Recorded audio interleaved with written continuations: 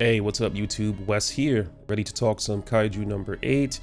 I'm going to cover some of chapter 88 and my thoughts on chapter 89 as well as what I think might happen going forward as the war arc continues on. So let's get started with chapter 88. The chapter opens up with a conclusion to Narumi's fight with number 11. A flashback featuring a younger Isao and Itami pretty much reveals that Isao had, in fact, always acknowledged Narumi's growing talent and skill from the very beginning, and only acted apathetic towards Narumi's every achievement as a way to strengthen his resolve to surpass him, which is 100% in line with how Isao's character has been portrayed throughout this entire manga. He did the same exact thing with Kikoru as well, although in her case, in hindsight, that was a bad idea, all things considered. Now that the battle with number 11 is done, we cut over to the Chofu airport to see how well things are going for Hoshina and number 10 as they continue to struggle in their fight against Kaiju number 12. And as you should have expected, things are definitely not going in favor of the defense force.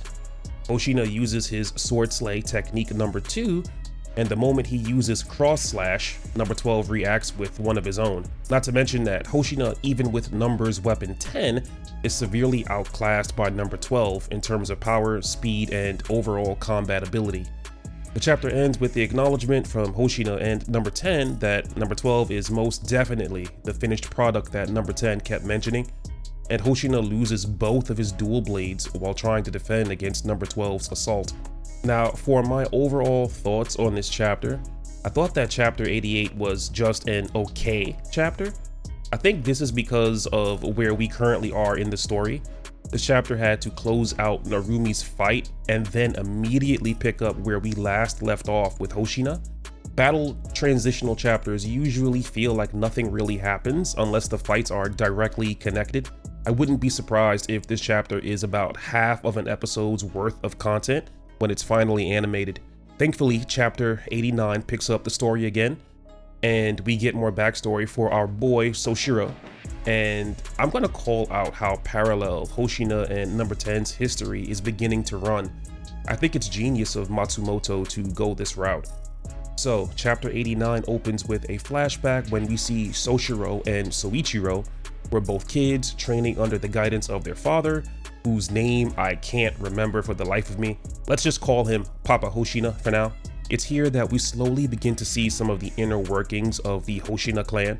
They seem to be a family dedicated to producing the best warriors possible for the Japanese anti-kaiju defense force. One such warrior in training happens to be Soshiro's brother, Soichiro Hoshina, who many of us speculated was related to Soshiro in some way. And it turns out that we were all correct. His character design blatantly gives it away. He also has a bit of an Edward Elric look going on to him, if you ask me. Soichiro is the Itachi to Soshiro's Sasuke. So Matsumoto is really leaning hard into the older / younger brother motif. Soichiro is considered by Papa Hoshina to be the pride of the Hoshina family, and is said to be a highly gifted swordsman, on top of not having his younger brother Soshiro's ineptitude for small arms weapons. Ultimately, this causes Soshiro to be left by the wayside, completely overlooked by the rest of his family. We've gotten a hint at this very early on in the story, way back when Hoshina was knocked into a flashback by number 10. Papa Hoshina straight up told Soshiro to just give up on joining the defense force. If sword combatants were so useless, then why would the defense force even need sword users to begin with? That's another discussion, but I wanted to bring that back up because it's just a weird thing to tell your son. Now that we have this new bit of backstory, I can appreciate Hoshina even more than I did before. He didn't just invite Kafka into the cadets simply because he thought he was the comedic relief the other troops would need, or even that he suspected him of potentially being Kaiju number 8 at the time, which that was a part of it, but the real reason is because Soshiro saw a bit of himself in Kafka. Back during the selection exam arc, during the exams, Kafka showed zero potential in pretty much every category except for one, which ended up being his knowledge of kaiju physiology. That would have been more than enough reason to fail him. And if you remember, pretty much everyone agreed to fail him, including Mina herself, but instead Hoshina allowed him to flunk. And by the way, all of this is just subtext and isn't directly stated, but it adds so much context to Hoshina's decisions in hindsight. Matsumoto said Hoshina is his favorite character to write for, if I remember correctly, and you can feel that when you consider how consistently his character has been written thus far. Look, I can go on and on about my boy Hoshina all day, but I've got to get a move on and finish this review. So we return to the present as Hoshina mulls over the fact that both him and number 10 are both rejects, each in their own way. And it is because of that fact that neither of them can stand to lose this fight. Hoshina then asks Okonogi to deploy case number 7. Then we learn that during the entire time we've been away from spectating the battle, Hoshina hasn't managed to get his release force to go beyond 83%. So he hits 83% and them's the breaks. And if you ask me, this is more than likely Matsumoto's way of keeping Hoshina's power creep in check for the rest of this arc. I doubt he's going to go beyond 83% anytime soon. And because of that, he needs to do something different to tip the scales in his favor, because he's just continuing to get absolutely cooked by number 10 here. Thankfully, that's exactly what our boy has in mind, because the deployment case that he asked for, which by the way ended up being multiple cases dropped into the area, all seem to have a single katana housed inside. Hoshina is then able to style switch to a set of Hoshina style techniques that we've never seen him use before. I don't know why it's always the samurai characters that end up being the coolest, but it is what it is, I guess. Hoshina thought to use his single blade form as a backup measure, just in case he ran into a direct counter to his dual blade form. Swordsmanship is all he has to his name, and it's a point of pride for him to win with his blades. Now look, I'm a sucker for EI jutsu, so when number 12 dashed in for Hoshina's head and gets his arm lopped off, I squealed a bit. I'm not even gonna lie, I squealed. And finally, we have made it to chapter 90, and this is retroactively becoming a triple chapter review. And let me preface what's about to go down this chapter by saying this. Chapter 90 should literally be titled, "Never Count Your Chickens Before They Hatch." Throughout this whole chapter, Okonogi is just waving the red flag as high as she can. And I'm sitting over here like, Okonogi, please just shut up. Hoshina has been through enough already. Give the man a break. So anyway, I think this chapter is the midway point to an awesome fight. Pretty much the entirety of chapter 90 is a clash between Hoshina and number 12. Hoshina is definitely the most complex fighter that we've seen in the defense force so far, especially when you take into account that he has two, well, technically three, but two sets of techniques at his disposal. He has the base Hoshina style sword slay techniques that we've been seeing him use with his dual blades since day 1. Then in this chapter, we are introduced to the Hoshina style quick slash techniques. Quick slash seems to be centered exclusively around his single blade form. Hoshina goes to town this chapter. His objective was to hack and slash away as much as possible until he could uncover exactly where number 12's core was located inside its body. About midway through, I fully expected number 12 to adapt thanks to, flag waving Okonogi.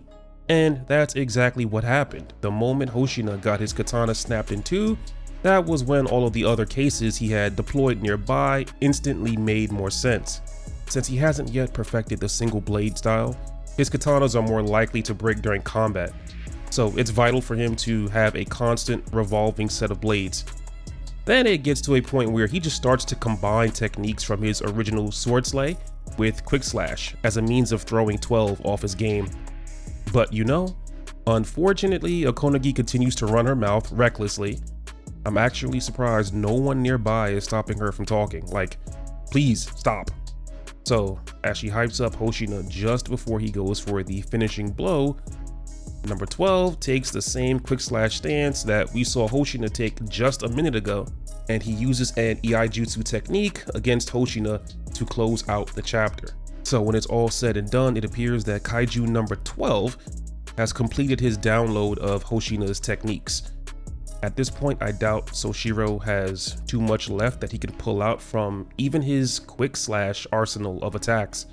But I will say we haven't really been seeing number 10 put in much work outside of warning Hoshina to dodge here and there. So I'm expecting him to step up sooner or later and be the deciding factor of this match. Remember that this is just as much number 10's battle as it is Hoshina's. Number 10 will likely be the one to come up with something, and it's going to be up to Hoshina to trust him enough to attempt whatever ridiculous galaxy brain scheme it is. So this video is going on for longer than I wanted to, so let me lay out some theories for you guys and you let me know what you think. First of all, this fight with number 12 will definitely end in Hoshina's favor. That much is pretty clear. I know some people won't like the predictability of that, but I think enough groundwork has been laid out that we can see where this is going. I predict that number 12 will be converted into another weapon for Hoshina that is self-aware and can talk, completing the Devil May Cry, Agni, and Rudra dynamic that I know Matsumoto is going for with number 10 and 12. The choice to go that route makes so much sense that I don't see how you don't do that. Not to mention having the two weapons constantly bickering with Hoshina would be hilarious. And another theory that I have had the moment the second wave of Daikaiju appeared is that these 5 Daikaiju are essentially number 9's lower moons. If we think about it from the perspective of Demon Slayer, you know how Muzan Kibutsuji has both upper and lower rank henchmen? It's beginning to feel to me like number 9's secondary goal is to wear out and expose as much of the Defense Force's new capabilities as possible before the third wave moves in. And it's this hypothetical third wave of Daikaiju where I am expecting things to go completely south again for all the good guys. The longer this arc goes on though, the more I don't see it ending with Kaiju number 9's defeat.